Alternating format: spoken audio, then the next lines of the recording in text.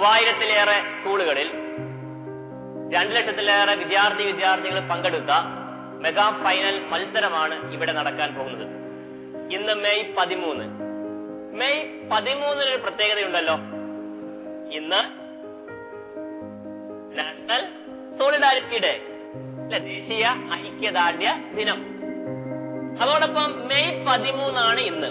13 തിരിച്ചിട്ടാൽ 31 പ്രത്യേകതയുണ്ട്. മെയ് 31 പ്രത്യേകത എന്തായിരിക്കാം? മെയ് 30 പ്രത്യേകത പുകയില വിരുദ്ധ ദിനം. കറക്റ്റ് ആൻസർ, പുകയില വിരുദ്ധ ദിനം.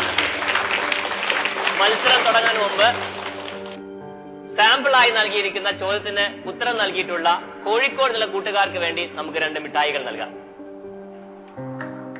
മലർവാടി ബാലസംഘം വിജ്ഞാനോത്സവം 2009 മെഗാ ഫൈനൽ മത്സരത്തിലെ ആദ്യ റൗണ്ടിലേക്ക് നാം പ്രവേശിക്കുന്നു. ശരിയും തെറ്റും.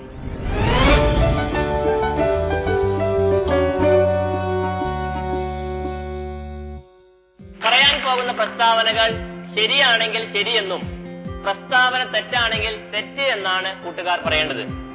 ഒരു ടീമിൽ ലഭിക്കുന്ന ചോദ്യങ്ങൾ 2 എണ്ണമായിരിക്കും. ലഭിക്കുന്ന മാർക്ക് 2 വീതം 4 മാർക്ക്. ഈ മത്സരം കൊല്ലം ജില്ലയിൽ നിന്നും തുടങ്ങാം.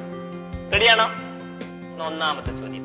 പാകിസ്ഥാനും ഇന്ത്യയും വേർതിരിക്കുന്ന അതിർത്തി രേഖയാണ് റാഡ്ക്ലിഫ് ലൈൻ.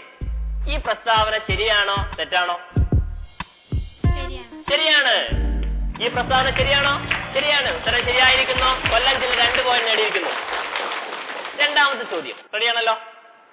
കുറവൻ കുറത്തി മലകൾക്കിടയിൽ സ്ഥിതി ചെയ്യുന്ന അണക്കെട്ടാണ് മാട്ടുപ്പെട്ടി ഡാം.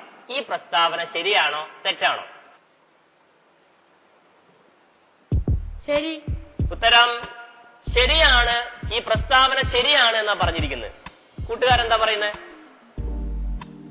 തെറ്റാണ്. ഏത് മലകൾക്കിടയിൽ, ഈ 2 മലകൾക്കിടയിൽ ചെയ്യുന്ന അണക്കെട്ട് ഏതാണ്? ഇടുക്കി ഡാം. ശരിയായ ഉത്തരമാണ്. പക്ഷേ കൊല്ലം ജില്ലയിലെ കൂട്ടുകാർ പറഞ്ഞിരിക്കുന്ന ഉത്തരം മാട്ടുപ്പെട്ടി ഡാം ശരിയാണ് എന്നാണ്. എന്തായാലും കൂട്ടുകാർക്ക് 2 പോയിന്റ് ലഭിച്ചിരിക്കുകയാണ്. ഈ അടുത്ത റൗണ്ടിലേക്ക് നമുക്ക് കാത്തിരിക്കാം. ഈ റൗണ്ട്